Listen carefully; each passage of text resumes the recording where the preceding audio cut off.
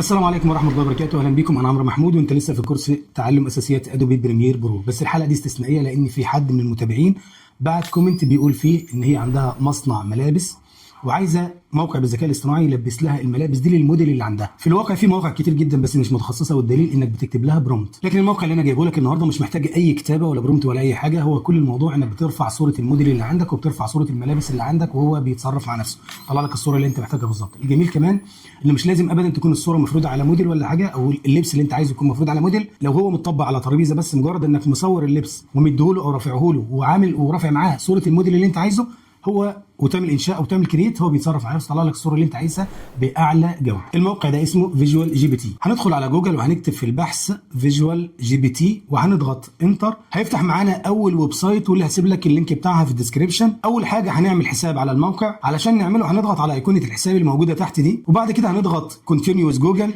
ودي عموما اسهل طريقه نقدر ندخل بيها او نسجل بيها على الموقع. هيفتح لنا نافذه اختيار الحساب، هنختار الحساب اللي احنا عاوزينه وبعد كده نضغط متابعه او كونتينيو. بكده نكون عملنا حساب بنجاح. احيانا بتظهر لنا النافذه دي واللي بتدعوك للاشتراك في النسخه المدفوعه، لكن احنا مش عايزينها دلوقتي، هنقفلها. والميزه اللي احنا محتاجينها دلوقتي هي اي كلوز تشينجر، هنضغط عليها هتفتح لنا الواجهه البسيطه دي، وهنا هنروح لقسم موديل ونضغط في المربع ده. هيفتح لنا متصفح الجهاز عندنا، هتختار صوره الموديل او الشخص اللي انت عايز تلبسه اللبس بتاعك. تاني قسم ده هو قسم اللبس، وهنا ممكن نختار من ملابس جاهزه موجوده في الموقع بالفعل، لكن احنا محتاجين نرفع صوره الطقم من عندنا احنا، فنضغط ابلود وهنضغط في المربع ده برده، وبنفس الطريقه هنختار صوره الطقم. انا هنا مختار الجاكيت الاصفر ده. بعد ما يحمل معانا بالشكل ده هنضغط جنريت. بس قبل ما نعمل جنريت انا عايزك تلاحظ ان الموقع اول ما بتسجل عليه بيدي لك 20 كريدت تلقائي. هنضغط جنريت، هيبدا الموقع يحمل معانا، هو مش بيغيب.